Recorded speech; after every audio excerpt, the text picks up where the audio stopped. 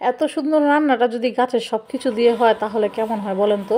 এখানে গাছ থেকে আমি কিছু কাঁচা পাকা কাঁচামরিচ ছিঁড়ে নিতেছি, আর এই মরিচগুলো খেতে অনেক ঝাল, অনেক মজা, অনেকটা নাগামরিচের মতো ঘ্রাণ আসে। তো কিছু কাঁচামরিচ আমি প্রথমে ছাদে উঠে আসছি, আইসা আইসা কিছু কাঁচামরিচ ছিঁড়ে নিলাম।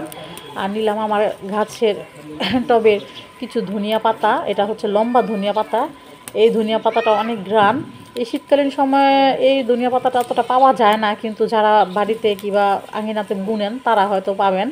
আমার ওই টবে অনেক সুন্দর হয়েছে, তো কিছুটা পাতা নিলাম। তো কী দিয়ে রান্না করব আজকে, নিজের ছাদ বাগানের কিছু সবজি দিয়ে একটা রান্না করব তরকারি। তো দেখি কি রান্না করা যায়। তো এখানে সব কিছু আমি এক এক করে সব পাইরা নিতেছি। আর নিজের গাছের নিজের বোনার জিনিস কিন্তু সেটা আনন্দই আলাদা।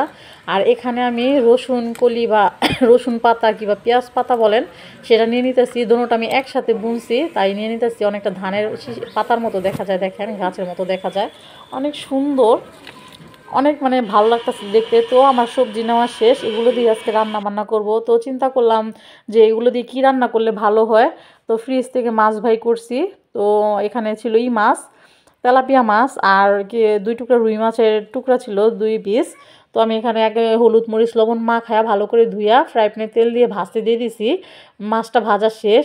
তো ওগুলো দিয়ে চিন্তা করলাম মাছটা ভুনা করি, খেতে ভালো লাগবে। শীতকালীন সময় পেঁয়াজ পাতা কিংবা পেঁয়াজের কলি দিয়ে ভুনা খেতে কিন্তু সেরকম লাগে, যেমন ভাবনা তেমন কাজ। তো আমি কড়াইতে এখানে দিয়ে দিছি, পেঁয়াজ আর তেল দিয়ে দিছি। আর এখানে সব কিছু আমি কুইটা নিছি, এই ধনিয়া পাতা পেঁয়াজ পাতা সব কিছু। আর এখানে সব ময় মশলা নিয়ে নিছি, হলুদ মরিচ লবণ আদা রসুন সব কিছু নিয়ে নিছি।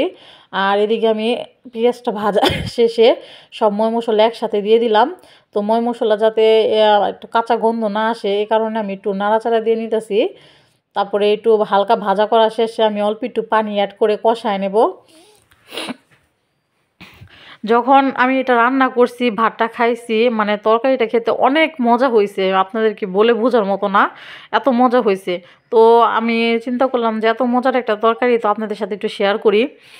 সবাই তো পারেন আমি জানি, কিন্তু আমি আমার মতো করে রান্না করে আপনাদের সাথে শেয়ার করলাম। শীতকালীন সময় এভাবে মানে ভুনা করলে, মাছ ভুনা করলে খেতে অনেক মজা লাগে। জানি না আপনারা কেউ পেঁয়াজ পাতা কিংবা পেঁয়াজের কলি খান নাকি, কিন্তু আমি করছি, আমার কাছে খেতে অনেক ভালো লাগছে। তো এই যে পানি টানি দিয়ে দিলাম, দেওয়া শেষে এখানে আমি একটা একটা টমেটো দিয়ে দিছি, ঝোল দিয়ে মাছটা দিয়ে দিছি, এখন ফুটাই নিছি। তারপরে কাঁচামরিচ মাঝখান থেকে ফাইটা দিয়ে দিছি, পেঁয়াজের পাতা রসুনের পাতা দিয়ে দিলাম। এখন ধনিয়া পাতাও দিয়ে দিব, দিয়ে কিছুক্ষণ ঢাইকা মানে বলক দেওয়ার পরে তরকারিটা আমি নামায় নেব। আর এই তরকারিটা দিয়ে গরম ভাত খেতে সেরকম মজা লাগে, হেভি টেস্ট। আপনারা একদিন অবশ্যই ট্রাই করে দেখবেন, এটা আমার অনুরোধ রইল। যেমন দেখতে সুন্দর হয়েছে তেমন খেতে অসাধারণ হয়েছে। তো আজকের ভিডিও পর্যন্ত, আল্লাহ হাফেজ।